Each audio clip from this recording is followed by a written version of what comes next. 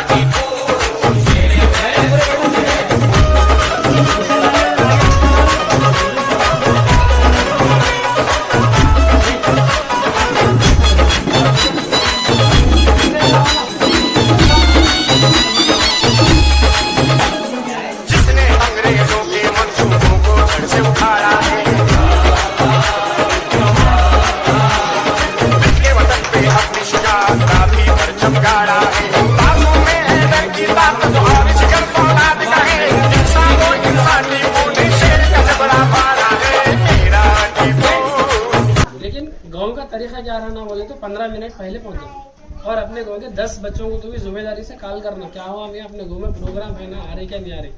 दूसरों को भी बोलो जरा आ जाओ सब मिल के आओ बोल के।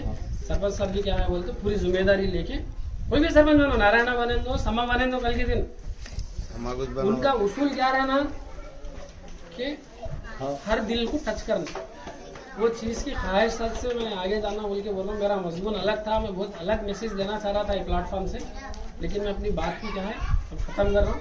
और कोई भी बात करना है, बड़े लोग होंगे कोई भी होंगे, 2-2 मिनट में कहीं बोलता आलुओं का सीज़न है ना, मेरी बात ज़रा लंबी हो गई टीम। और हमारे सरपरस्त गुजरात जो हमारे बुजुर्ग हैं, इन लोगों की सरपरस्ती हम लोगों को अच्छी मिली, बल्कि आज हम लोग जो है अच्छे काम करने का मौका मिल रहा, बल्कि मैं ऐसा समझता हूँ। और हमारे सारे साथियाँ, छोटे बच्चे, सबको आज जो है टीपू सुल्तान रहमतुल्लाह अलैह का जन्मदिन है, यौम पैदाइश के मौके पर ये प्रोग्राम हम लोग यहाँ पे रखे। टीपू सुल्तान की जो सोच थी, उनकी आइडियोलॉजी बोलते हैं जिसको, आइडियोलॉजी उनकी क्या थी मालूम है? वो चाहते थे कि मेरा जो मुल्क है, जितना भी उनकी जो उस दिन हुकूमत थी, जो भी दायरा हो उसके बाहर हो, वो क्या चाहते थे, हम मेरे जो हमारे जो लोग हैं वो डेवलप होना, इल्म के मामले में आगे जाना, इल्म हासिल करना।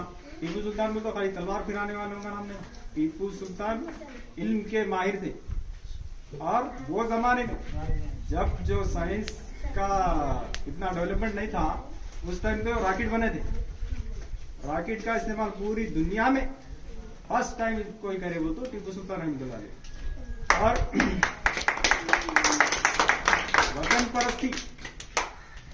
वतन परस्ती, मुल्क की मोहब्बत उनके अंदर ऐसी थी कि हिंदुस्तान में जितने बादशाह थे, छोटे छोटे इलाके थे, बढ़ गए थे, छोटे छोटे राजा रजवाड़ों में थे। तो टीपू सुल्तान रहमतुल्लाह अलैह का जो इलाका था, जितने जबकि राजा थे ना, वो राजाओं में से अंग्रेजों से लड़ते लड़ते शहीद होने वाले सिर्फ हमारे हिंदुस्तान में एक ही इंसान है जो टीपू सुल्तान रहमतुल्लाह। बाकी लोग भी लड़े, हम ये किसी का इनकार नहीं है, लेकिन जंग में शहीद होने वाले टीपू सुल्तान है अंग्रेजों के खिलाफ। और अंग्रेजा 200 साल हुकूमत करे हिंदुस्तान। अंग्रेजों की 200 साल हुकूमत में जंग में हराने वाले भी टीपू सुल्तान है। और जंग में शहीद हुए, अगर वो चाहते हैं तो बाजू रस्ते से चले जाते थे, और उनके साथी हम भी कई लोग बोले अब हम लोग जो है जंग हारने के करीब में आ गए, आप जाओ, जाके फिर दूसरी फौज तैयार करो, तैयार करके फिर से आप फाइट कर सकते, आप गए तो फिर मुश्किल होती बोलते। लेकिन टीपू सुल्तान क्या बोले, जाना है तो जाना, सामने से जा, अगर तलवार लग रही है तो सीने पे गा दूंगा, पीठ पे लगा दूं, भाग तो नहीं, यहाँ पे फतेह होना या नहीं तो मैं शहीद होना। वो बोल के वो शहीद हो गए उस वक्त। और शहीद हुए, लेकिन अंग्रेजों से जो है उनका क्या बोलते दोस्ती नहीं करें, बहुत लोग जो है दोस्ताना करके हुकूमतें चलाए। टीपू सुल्तान के फजल थे, फजल को भी जो है अंग्रेजा कैद कर लिए थे। कैद कर लेने के बाद भी उन्होंने अंग्रेजों से डरे नहीं, अंग्रेजों से लड़ते रहे। और मैं यही मैसेज दे रहा हूँ, देखिए हम आजकल जो है बात मुल्क की मोहब्बत की चलती, वतन परस्ती, तो मैं यहाँ जो हमारे साथी हैं उन लोगों को कर रहा हूँ। वतन परस्ती पहले शुरू होती, अगर भारत माता बोलते तो हम जिस गांव में पैदा हुए, हमें पहले हमारे गांव की मोहब्बत आना जरूरी है, क्योंकि जिस धरती माँ के गोद में हम खेले, बड़े हुए, पले, हमें अच्छे संस्कार मिले। तो मैं सबसे गुजारिश ये करूँ कि हम गांव के बारे में भी सोचें। और गांव में हमारे जो है सबसे खराब हालत अगर है किसी को एजुकेशन की है, तो ये एजुकेशन का जो सिस्टम होता, हम किसी एक लीडर को भी जिम्मेदार नहीं खड़ा कर सकते। लीडर के साथ साथ पब्लिक की भी ये जिम्मेदारी होती कि हम हमारे स्कूल को कैसा डेवलप करना है। मेरे को जहाँ तक मालूम है 20 साल तकरीबन हो गया, 20 साल के उससे ज़्यादा भी होगा जब से हमारा एजुकेशन सिस्टम जो है काफ़ी डलमुल हो रहा। तो हम सब मिलके, मैं भी इसका जिम्मेदार हूँ, आप भी हैं, आप भी हैं, हम सब मिलके पहला काम अगर गाँव के वास्ते हम कुछ कर सकते तो वो एजुकेशन सिस्टम हमको बनाना है।